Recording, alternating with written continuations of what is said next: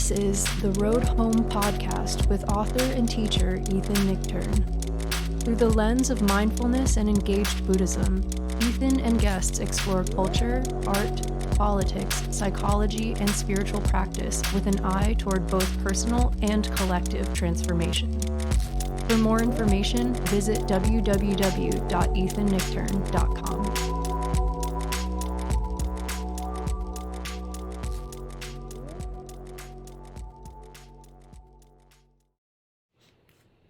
So hi everybody, this is Ethan Nichtern. This is going to be the last episode of the Road Home podcast for 2023, heading into 2024. So been getting some really wonderful feedback on restarting the podcast. So the plan is to really keep it going heading into the new year. So please do subscribe, follow.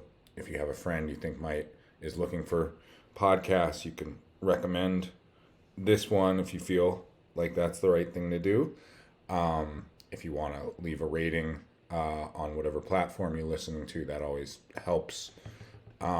So yeah, happy to be doing this and wanted to just share some thoughts on New Year's intention and aspiration. I want to define those terms a little bit more. But before we get to all that, I want to share a few things from our awesome sponsor, Dharma Moon, dharmamoon.com, which is an awesome community and online set of courses and resources for people interested in mindfulness meditation and Buddhist studies, and resources for your own practice. I've watched a few of the video recordings of the self-paced downloadable course, Foundations of Mindfulness, which is a great intro to mindfulness that Dharma Moon offers. My father David teaches it. Honestly, it's really good, and it could be a great gift for someone who is looking to get into practice as a New Year's aspiration, which I'll differentiate from resolution when I talk a little bit more.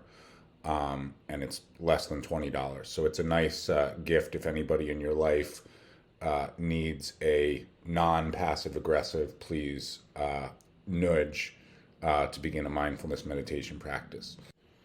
There's going to be a free online event on Tuesday, January 9th at 6 p.m. Eastern Time with myself and my dear friend and one of the coolest activists and mindfulness folks around, Shelley Tigelski. We're going to be talking about right livelihood, what capitalism can learn from Buddhism. So that's going to be a really great discussion, and that's free to sign up for. So that's January 9th, 6 p.m. Again, dharmamoon.com for everything that I'm talking about. You can just go check it out. The year-long Buddhist Studies program starts 2 weeks after that, which I lead with a really awesome faculty, and it's I think it's in its 6th year, and we're just learning how to do it better and better each year, and always have a great cohort, great community or sangha. So check that out. But if you want more info on that, you can go to the website, or we will be having a little info session at the end of that event on January 9th with myself and Shelley Tigelski. So lots of reasons to come January 9th. And they also, Dharma Moon has a really amazing mindfulness meditation teacher training program. Pretty much everybody I know who's done it really has gotten a lot out of it. So that next one starts March 22nd if you are thinking you want to do a teacher training program and you feel ready for that. So that's that. But whatever we're looking for 2024, I just wanted to share a little bit kind of to round out the flip side of a podcast I recorded a little while ago about reflecting or wrapping, to use the Spotify terminology, our kind of spiritual or practice year in review, 2023. And so when we look ahead to 2024, I wanted to talk about intention and aspiration. So why do we hate New Year's resolutions so much? my friend Lou Sharma, who was on the podcast a few episodes ago, introduced me to this concept of Quitter's Day, which is a great concept. I love that on social media. There is this meme that goes around, happy whatever's day to all who celebrate, and there'll be fake holidays that are funny or sarcastic. So happy Quitter's Day to all who celebrate. And Quitter's Day is defined a few different times, but each definition is someday in January, either the second Friday or third Friday of January.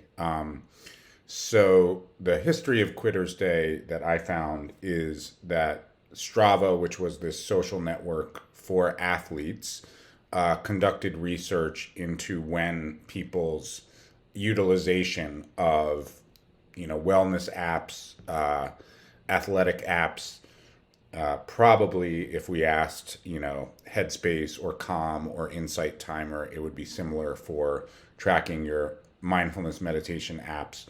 So Quitter's Day is the day where 80% of people have tapped out of whatever resolution they made for the new year. And at first I thought it was the third Friday of January, but what I'm seeing online is the research conducted by Strava said it was the second Friday in January. So this year, the second Friday in January will be the 12th of January. So that's pretty soon if you think about it, right? A year, actually 2024 will have 366 days, which may feel like, because it's a leap year, may feel like that's going to be an extra day of madness. 2024 might be a bit of a crazy year, so we get one extra day of the crazy. But 366 days, and our resolution for the vast majority of us, if it is a practice-based resolution to work with our mind, work with our body, work with mental or physical health, we make it 12 days in. Does not sound great. I mean, if somebody actually were to meditate 12 days in a row, I would give them a lot of praise and validation, a sticker, a cookie, whatever does it for you. 12 days straight of meditation is pretty amazing, but the point of tapping out is then you don't go back. It's not just that Quitter's Day, oh, I took a day off that practice. I didn't go to the gym that day, or, whatever our resolution was. It's you are done. 12 days into 366, over. That's kind of depressing when we look at, our human habitual tendencies, our stuckness in cyclical modes of being, right? Which is the notion of samsara in Buddhist terms. So thinking about like why this is, right?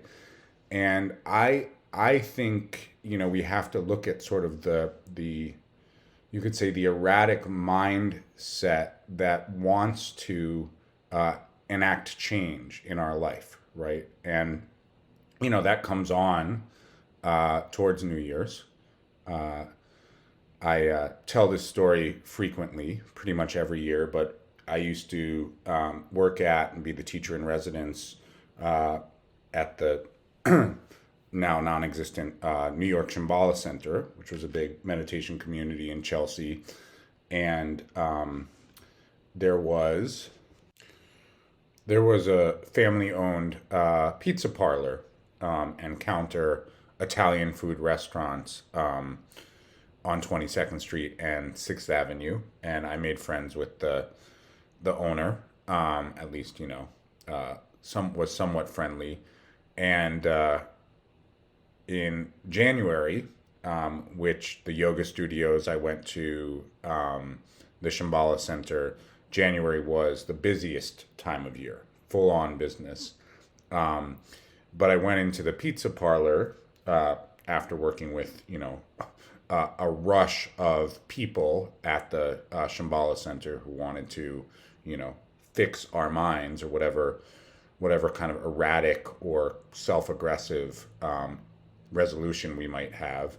And after working with a rush of people, I went in there and asked, got a slice of pizza and asked the owner how it was going. And it was hilarious. He said, this is January is the slowest time of year. And which was interesting. Pizza parlors are the slowest in January. And I was like, oh, yeah, really? Like, for my work, it's the busiest time of year. And he pointed across the street on the second floor of the building across 22nd Street I can't remember what it was. It was, one of those corporate chain gyms, and with, big glass windows into the second floor. So you could see people on the treadmill. And he was like, yeah, everybody's in there right now. And he was like, don't worry, they'll be back in a few weeks. And he was like, I'm thinking of getting like a projector that can project a 3D image of a pizza slice into the gym just to bring them back a little quicker, right? So that's interesting, right?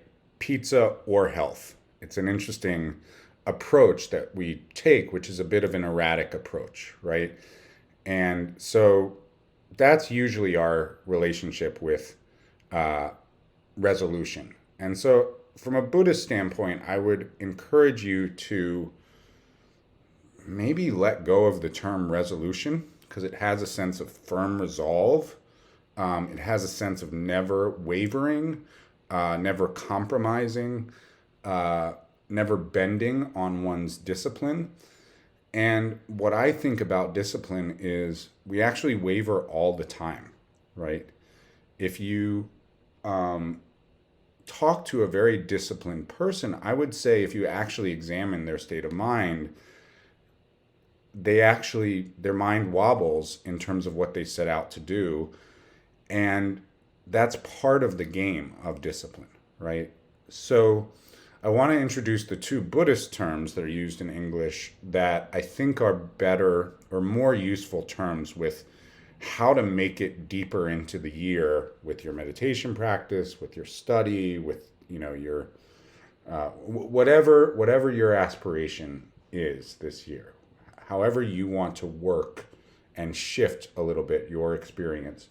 The first word is intention. It's part of the Eightfold Path, sankalpa in Sanskrit. And intention, the way I think of intention when you study the teachings on action from a Buddhist standpoint, intention is usually aligned with a single action, right? So if I write an email to somebody, I could ask myself the question, what is my intention in writing this email, right?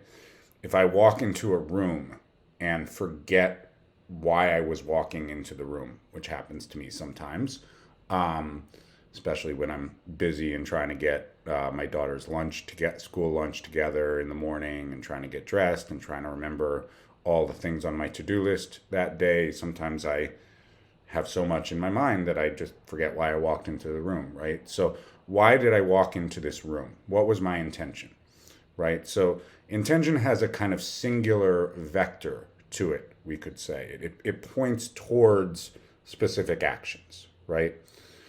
And it's important to contemplate the intentionality behind actions, right? From a karmic standpoint, actions don't always go the way we want them to. In fact, probably frequently our individual actions don't go the way we want them to. The email doesn't get the response we wanted it to get. We walk into the room and the thing we were looking for isn't in that room, right? But when we track back to how things went, when we actually contemplate intention, there's a clarity that we can build on, right? So contemplating the relationship between the intention of an action, especially a repeated action, is a really good thing to do. And then there's another word, which I would say is a better Dharmic or Buddhist word to replace the word resolution, which is the word aspiration. Making aspirations is a big part of traditional Buddhist practice, especially in the tantric or historically Tibetan Buddhist path, but really in every path of Buddhism. And aspiration, as I understand it, has more of an open-ended sense to it. In other words, what I mean by open-ended is when we make an aspiration, it's not necessarily related to one single action, right? Each aspiration kind of opens out and globally connotes a whole approach to a whole range of our human experience or behaviors or practices, right? So we make more qualitative aspirations, like I would like to generate more love, right, in myself, right? And then you go, okay, how do I bring that into specific action, right? Or we could make a global action that aspiration that does point to something we would like to accomplish, but it's a broader set of actions that lead to that accomplishment. I would like to publish a book, right? That is, to a certain degree, that is a singular outcome. Although when you really look at the set of actions involved in publishing a book, there's so many actions and many moments and phases of practice involved with that outcome that it's aspirational at first. And then we set intentions for the specific set of actions, right? Like, oh, I'm going to maybe write a sample chapter first, or write a book proposal first. Maybe I'm going to ask somebody to read that chapter, next. So aspiration is a more global way of looking at moving forward. The reason I think aspirations are more helpful than resolution is because you set a kind of broader intention or broader set of intentions, let's say, and within that there's a little bit more flexibility, right? So rather than saying like, I'm going to go to the gym every single day, you say, I'd like to, remember this aspiration towards physical health, right? And physical well-being. And I'd like to remember, more importantly than anything else, how that might make me feel in my body when I've done that before, right? So aspirations have a more qualitative and a broader set of actions involved with them. And when we think more broadly and think more qualitatively, then there's more flexibility to say, okay, January 12th, I didn't make it to the gym. Am I done for the year? No, because I knew that was going to happen, right? I knew, because this is not my first time around the block on Earth. This is not my first time with a New Year's, unless you're a 1-year-old listening to this. I knew that there was going to be that moment of wobble. I knew there was going to be that moment where I felt over the whole thing. And an aspiration just says, oh, okay, right. Just come back to that aspiration that I set and start again.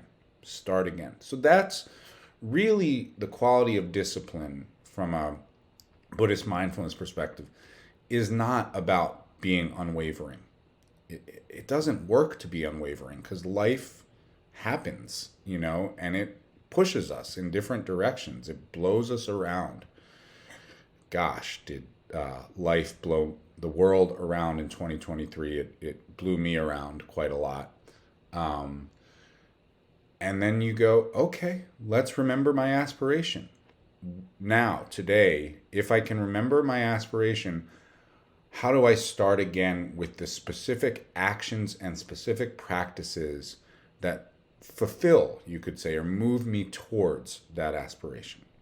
So I just wanted to think about that don't think about doing something every day.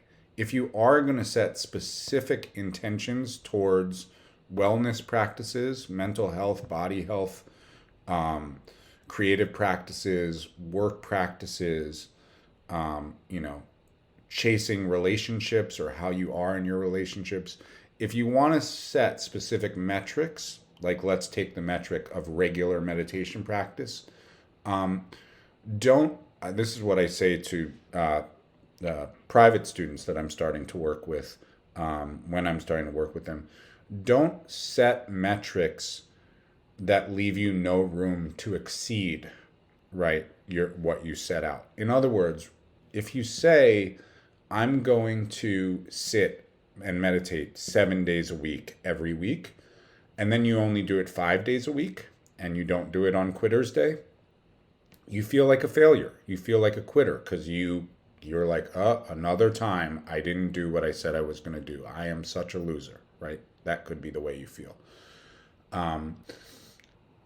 If you set an intention to say, okay, I'm going to meditate 4 times a week, right? And then you meditate 5 times that week, you actually feel like you feel some validation. You feel some positivity. You're like, oh, I did it. I did more than what I said I was going to do. So if you are going to tie specific actions to broader aspirations, make them flexible and make the metrics of those actions with enough room that you could actually validate success. You could actually feel good about having done what you set out to do or exceeded it. Okay? So that's one bit of advice that I give myself, and that's the beautiful thing about teaching this stuff is a lot of times I'm just reminding myself what works and how to try to continue to show up. And if anybody else is listening, kudos, bonus, cherry on top. So I'll just share, a few of my aspirations because they are broad and vague, and sometimes when they're broad and vague, they they can be slippery. But when we tie the broadness to specific recurring actions or specific recurring intentionalities, then we have something we can work with. And we can return to it, January 12th, we can return to it February 12th, we can return to it August 12th. And then, December 12th, we can start to say, how did it go throughout the year? So the 3 that I came up with, first is aspiration towards peace for myself. Just seeing where the world is at, the bombing of children, and more than that, those of us who aren't engaged in atrocities or, severe armed conflict, we often are not at peace because we're in a state of constant discord with our conversations with ourselves and with each other. That's something I've talked about on the podcast a lot recently. So peace for me, what is the specific practice linked to my aspiration for peace? It's really trying to listen well. That's something I want to remember. Listening well to myself. And then when I'm engaging in a conversation with somebody, really wanting people to feel seen and heard, especially not on the factual level, but on the emotional level, on the human level. So peace is my first aspiration, and I'm tying that to the practice when I can remember it. And we always forget, and then we come back of listening. Second, this is going to sound very cliche, but I love it, and love is the second one.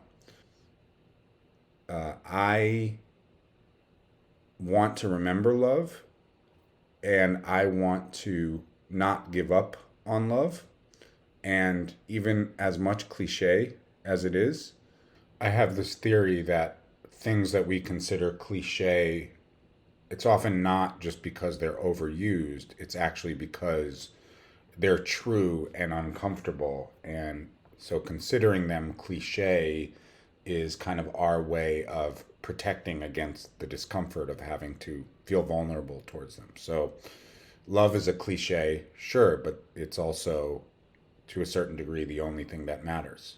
There's just repeated stories of people dying, and the only thing that matters is how well they were able to give and receive love, right? So I think that's important, and I hope love is part of your aspiration for the new year, both the giving and receiving. The you could say, as is said in the Mahayana Buddhist teachings on compassion, equalizing self and other, right? So self is loved and other is loved. And there's really not so much boundary or blockage between both the giving and receiving of love. So that's an aspiration. And I think the specific action or specific practice for me related to that is a willingness to be vulnerable and open and transparent, like telling a group of strangers on the internets that my aspiration is towards love. That's a nice little vulnerability. But yes, equalizing self and other, being vulnerable, giving and receiving love is my second aspiration. And my final aspiration is agency, to actually engage, right? And I think this one comes out of a real feeling that, especially with modern technology, with modern media and social media, we really come to feel frozen and feel like the world is something we are not participating in. And it's paralyzing. It removes a sense of there being some little thing that we can do.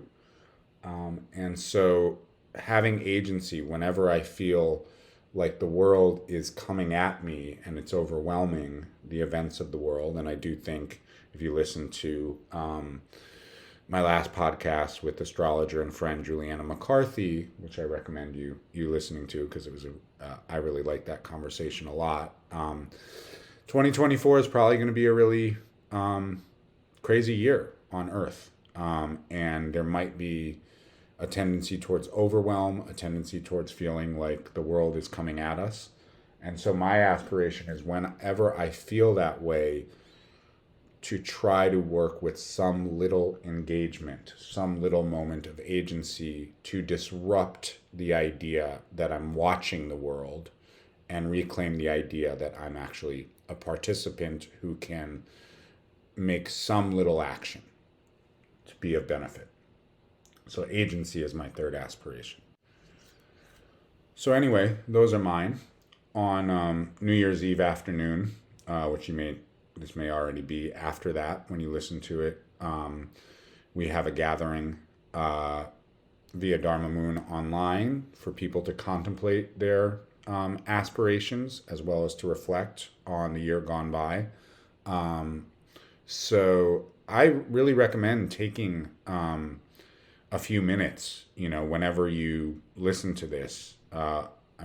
Time is kind of an arbitrary construct. January 5th could be the new year. There's the Chinese New Year. There's the Tibetan New Year. There's the Jewish New Year. Any time that we can decide to reflect and clarify our aspirations can become a moment of new year or fresh start. I would really recommend taking a few minutes, 5, 10, 15 minutes, to contemplate aspirations, broad aspirations, and then to contemplate what are the specific practices or actions that I want to engage in to fulfill those aspirations. And so if we can work kind of broad to specific and not view it as something that we have to firmly commit to day in, day out, but view it as something that the broadness is something that we return to throughout the year, I think that could help us make it past Quitter's Day, because it's okay if you don't fulfill your aspirations on Quitter's Day. There's always a day after Quitter's Day, January 13th, and you can just be like, all right, January 13th is New Year's now, right? And then you quit again on January 18th, and then you go, all right, January 19th is going to be New Year's now, right? And again and again and again like that. And if we set aspirations and then position clear actions or practices within those aspirations, I think we'll be much more consistent, because we'll take the approach of coming back to our aspirations rather than never wandering or wavering, which is impossible. So again, just to revisit, please join us January 9th for free conversation via dharmamoon.com with my friend Shelley Tagelski, Right Livelihood, What Buddhism what capitalism can learn from Buddhism. And check out the year-long Buddhist Studies program beginning 2 weeks after that, January 23rd. Check out dharmamoon.com if you want to get on my email list. EthanNichtern.com. Probably be bugging folks about the book that I have coming out June 4th of 2024, Confidence, Holding Your Seat Through the 8 Worldly Winds, or Through Life's 8 Worldly Winds. But anyway, all that's for another time. Whatever day you're listening to this, happy Fresh Start Day, happy New Year's Day, happy Aspiration Day. And for the road home, this is Ethan. We'll see you next time. This has been the Road Home Podcast with Ethan Nichtern. For more info, visit ethannichtern.com and dharmamoon.com.